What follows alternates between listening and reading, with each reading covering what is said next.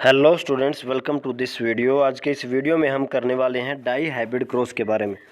इससे पहले के वीडियो में हमने मोनो हाइब्रिड क्रॉस के बारे में पढ़ा था, जिसमें हमने एक एक्सपेरिमेंट के अंदर मतलब एक हाइब्रिडाइजेशन एक्सपेरिमेंट के दौरान जब हम एक कैरेक्टर की स्टडी कर रहे थे। लेकिन जब डाई हाइब्रिड क्रॉस की हम बात करते हैं तो इसके अंदर हम एक एक्सपेरिमेंट के अंदर एक क्रॉस के अंदर दो कैरेक्टर्स को एक साथ स्टडी करते हैं। देखिए लिखा हुआ है the cross between two plants having two pair of contrasting characters. तो इसके अंदर दो कैरेक्टर्स अलग रहेंगे तो उसकी हम स्टडी करते हैं। बाकी सभी सेम रहेंगे लेकिन दो कैरेक्टर्स जिनको स्टडी करना है वो अलग रहेंगे। जैसे कि इसमें लिया गया है सबसे पहले पेरेंटल जनरेशन के अंदर ये मान लीजिए फीमेल प्लांट है और ये आपका मेल प्लांट है। तो देखिए जो आपका फीमेल प्लांट है वो है उसके जो सीड्स होते हैं वो राउंड शेप के हैं और उनका कलर जो है वो ग्रीन है। लेकिन जो आपका मेल प्लांट है उसके जो सीड की शेप है वो रिंकल्ड है और उसका जो सीड का कलर है वो येलो है। तो दो कैरेक्टर हो गए। हम पहला कैरेक्टर लिया हमने सीड शेप कि भाई राउंड है कि आपका रिंकल्ड है। दूसरा हमने लिया है सीड कलर कि ग्रीन है कि येलो है। इससे पहले मैं आपको बताना चाहूँगा जो आपका राउंड शेप होती है वो डोमिनेंट है और जो ग्रीन कलर है सीड का वो भी डोमिनेंट है। नहीं, जो ग्रीन है वो रिसेसिव है और येलो जो है वो डोमिनेंट होता है। देखिए तो हमने इनके क्या लिखे जीनोटाइप। तो जो आपका राउंड है वो क्योंकि वो डोमिनेंट है तो हम प्योर लेंगे। प्योर राउंड मतलब होमोजाइगस डोमिनेंट, तो कैपिटल आर कैपिटल आर। और जो ग्रीन है वो रिसेसिव है तो हम उसको रिसेसिव लिखेंगे स्मॉल वाई स्मॉल वाई। ये देखिए लिखा हुआ है।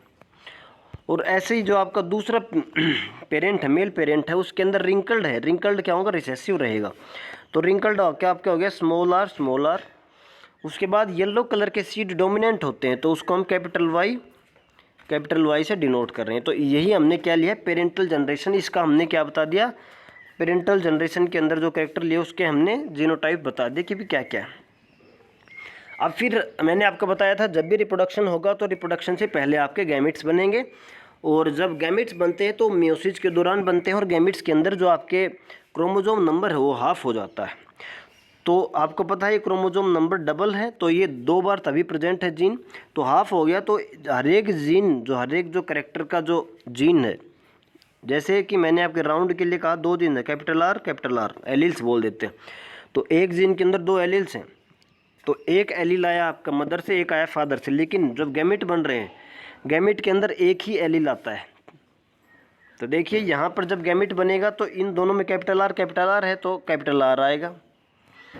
स्मॉल वाई है तो स्मॉल वाई। तो एक जो गैमेट के अंदर तो ये कॉम्बिनेशन बन गया कि भाई कैपिटल आर और स्मॉल वाई। और जो दूसरा जो पेरेंट है उसके अंदर जो गैमेट्स बनेंगे, मान लीजिए फीमेल था तो एग हो गया तो एग के अंदर सारे ऐसे कॉम्बिनेशन बन गए। और मान लीजिए मेल है तो इसका स्पर्म बनेगा फीमेल गैमेट मेल गैमेट। तो स्पर्म बनेगा तो स्पर्म के अंदर अब स्मॉल आर है तो स्मॉल आर ही आएगा। कैपिटल वाई है तो कैपिटल वाई ही आएगा। तो दूसरा कॉम्बिनेशन ये हो गया। तो ये आपके गैमेट की कॉम्बिनेशन बन गई। ये मान लो फीमेल है और ये मान लो मेल है तो मेल और फीमेल गैमेट की कॉम्बिनेशन ये बनी है। अब क्या होगा, फर्टिलाइजेशन होगा, मेल और फीमेल गैमेट फ्यूज होंगे। तो यहाँ से तो आ गया कैपिटल आर, यहाँ से आ गया स्मॉल आर, तो ये हो गया एक यहाँ से आ गया स्मॉल वाई और इधर से आ गया कैपिटल वाई, तो कैपिटल वाई स्मॉल वाई।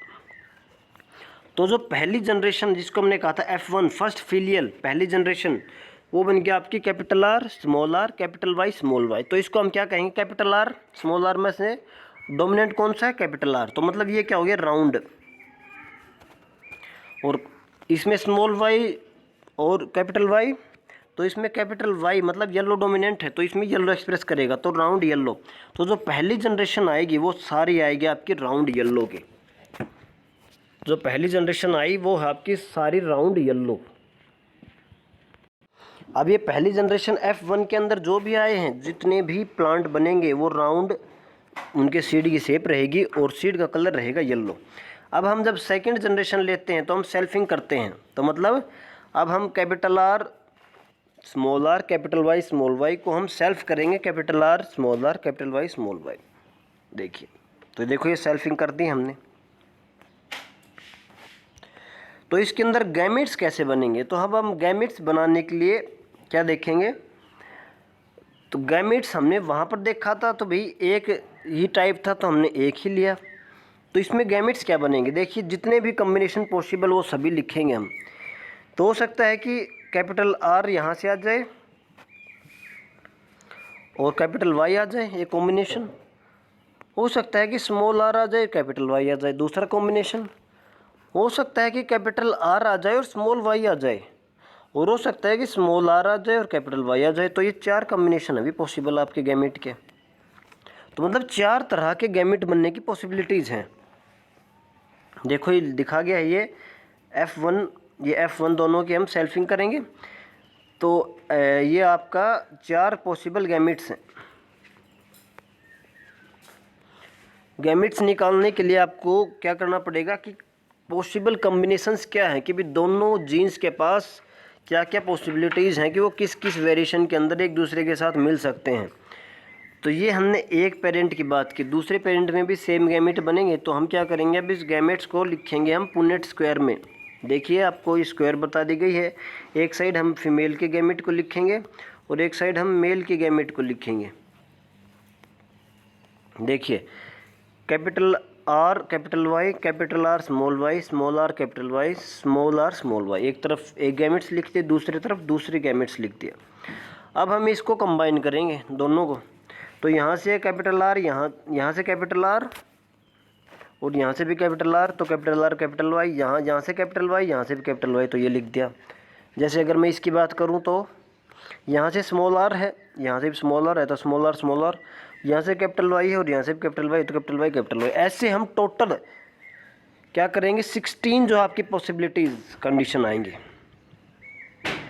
तो टोटल 16 आपकी पॉसिबल कम्बिनेशन बनेंगे। तो इसके बाद हम निकालेंगे आपके फिनोटिपिक रेशियो। फिनोटिपिक मतलब फिजिकल अपीयरेंस में कैसे दिखेंगे। तो हमने देखा कि 16 में से टोटल 9 थे वो थे राउंड येलो, 3 थे वो राउंड ग्रीन थे, और 3 रिंकल्ड ग्रीन थे, और एक जो है नहीं रिंकल्ड येलो, और एक जो है वो रिंकल्ड ग्रीन है। तो हमने कहा फिनोटिपिक रेशियो क्या है, 9:3:3:1। तो ये हो गया आपका फिनोटिपिक रेशियो ऑफ F2। और अगर आप जीनोटिपिक रेशियो की बात करोगे तो वो होगा 1:2:1:2:4:2:1:2:1। तो ये है आपका जीनोटिपिक रेशियो। आगे देखिए ऑब्जर्वेशंस क्या क्या लिया गया है। जो F2 जब हमने डाईहाइब्रिड क्रॉस किया तो मेंडल ने क्या क्या ऑब्जर्व किया। When capital R small Y was crossed with small R capital Y in F1 generation where all capital R small Y small Y. तो हमने क्या किया, जब F1 की जो सीड आई वो क्या थे, सभी राउंड और येलो के कलर के थे। जब हमने F1 को सेल्फ किया तो हमने मिक्सचर्स मिले, जिसके अंदर हमने क्या मिले, 9 जो थे आपके वो थे राउंड येलो, 3 जो थे आपके वो थे राउंड ग्रीन, 3 जो थे वो रिंकल्ड येलो, और एक जो था वो रिंकल्ड ग्रीन था। आगे देखिए कंक्लूजन क्या निकला, round and yellow seeds are dominant character. तो जो राउंड जो शेप थी और जो येलो आपका कलर था सीड का, वो डोमिनेंट करेक्टर है। Occurrence of new phenotypic combination show that genes for round and yellow seeds are inherited independently of each other.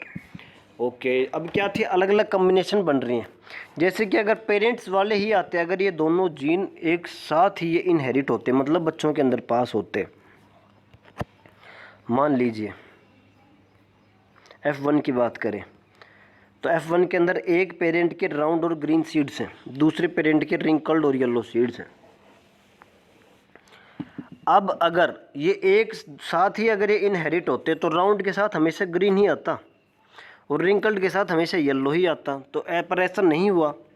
तो इसका मतलब क्या है, जो ये दोनों जीन्स है जो कि अलग अलग कैरेक्टर कंट्रोल कर रहे हैं, दोनों जो हैं वो the genes for the round and yellow seeds are inherit independently of each other. तो ये क्या है, इनहेरिट हो रहे हैं इंडिपेंडेंटली, एक दूसरे के ऊपर डिपेंड नहीं है। जब भी पेरेंट्स से बच्चों के अंदर पास होंगे, हो सकता है कि राउंड के साथ येलो भी आ जाए, हो सकता है कि राउंड के साथ ग्रीन भी आ जाए, तो फिक्स नहीं है। अगर वो फिक्स होता तो मतलब वो एक दूसरे के साथ ही प्रेजेंट है हर एक जगह। लेकिन जो वो ऑफस्प्रिंग के अंदर पास होंगे तो वो एक दूसरे के ऊपर डिपेंड नहीं होगा। राउंड के साथ अलग अलग कॉम्बिनेशन भी आ सकते हैं, राउंड के साथ ग्रीन भी आ सकता है, राउंड के साथ येलो भी आ सकता है, रिंकल्ड के साथ ग्रीन भी आ सकता है, रिंकल्ड के साथ येलो भी आ सकता है। तो ये है आपके जेनेटिक डाई हाइब्रिड क्रॉस। देखिए आगे बताया गया है कि भी कोई भी जो ट्रेट है या कैरेक्टर है वो एक्सप्रेस कैसे होता है। तो उसमें देखिए मान लीजिए ये कोई डीएनए है आपका, और ये डीएनए मैं बता रहा हूँ कि ये जो डीएनए का कोई सेगमेंट है जिसको हमने जीन कह दिया, और ये जीन बता दो कि हाइट को कंट्रोल कर रहा है। ये कैसे कंट्रोल करेगा? तो आपको पता है जब डीएनए है तो उससे आरएनए बनता है और उससे बनता है प्रोटीन। तो आखिर में प्रोटीन बनता है, और प्रोटीन क्या काम करते हैं? एंजाइम्स का काम करते हैं। तो ये मान लीजिए कोई एंजाइम है, और ये है आपका ग्रोथ हार्मोन। अब ग्रोथ हार्मोन के लिए अगर ये एंजाइम आएगा तो ये ज़्यादा अमाउंट में सीक्रेट होगा, ज़्यादा अमाउंट में सीक्रेट होगा तो हाइट ज़्यादा बढ़ेगी। अब इसका उल्टा लेते हैं, मान लीजिए ये जीन के अंदर कोई दिक्कत आ गई या ये जीन नहीं है तो ये एंजाइम नहीं बनेगा। एंजाइम नहीं बना तो ग्रोथ हार्मोन के लिए एंजाइम की जो रिक्वायरमेंट थी वो नहीं हुई, तो ग्रोथ हार्मोन जो नॉर्मल रिलीज होता है वही होगा, मतलब कम अमाउंट में होगा। कम अमाउंट में होगा तो हाइट कम रहेगी। तो इस प्रकार से कोई डीएनए जो है वो एक कैरेक्टर को या ट्रेट को कंट्रोल करता है।